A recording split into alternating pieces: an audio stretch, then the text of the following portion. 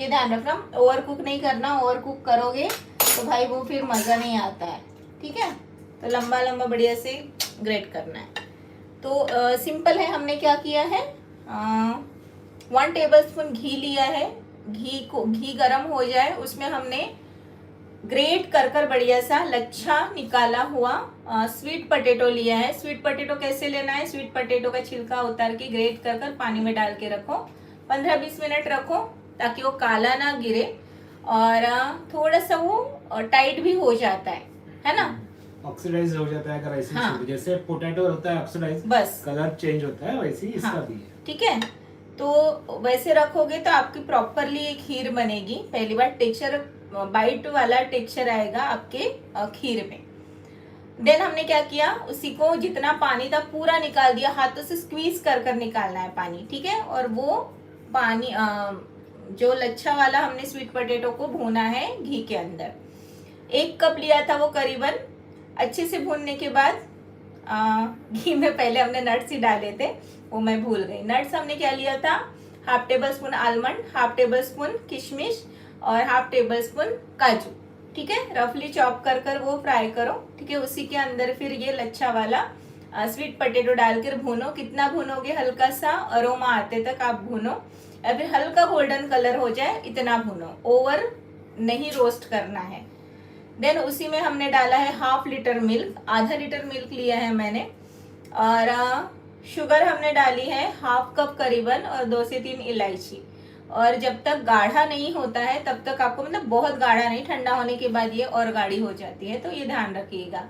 इतना कुक करो कि इजीली वो जो अपने श्रेड है आराम से टूटना चाहिए। ठीक है, बट इतना ओवर कुक नहीं, स्मैश नहीं होना चाहिए, क्योंकि जैसे गर्म होता है वो धीरे धीरे अगेन कुक होता है, तो ये ध्यान रखना। दैट्स इट, बाकी कुछ नहीं है। और ये टिक्की तो मैंने ऑलरेडी बताई है ना। तो दोनों रेसिपी आपको कैसे लगी कमेंट में ज़रूर बताते रहिएगा। और कुछ है नहीं ना, कुछ क्वेरीज नहीं है अभी। पैटिस की रेसिपी सिंधु वाला जी सिंपल है। पैटिस की रेसिपी में हमने क्या किया था, एक डो बनाया था। डो आउटर कवरिंग के लिए हमने क्या यूज़ किया है, 3 बॉइल पोटैटो यूज़ किए हैं। ठीक है, स्वीट पोटैटो भी यूज़ कर सकते हो, या फिर आप रेगुलर पोटैटो, मीडियम साइज के 3 पोटैटो को बॉईल कर कर छिलका उतार कर स्मैश कर कर ठंडा करो और फ्रिज में डाल दो आधे घंटे के लिए एटलीस्ट, उससे क्रिस्पीनेस ज़्यादा आता है।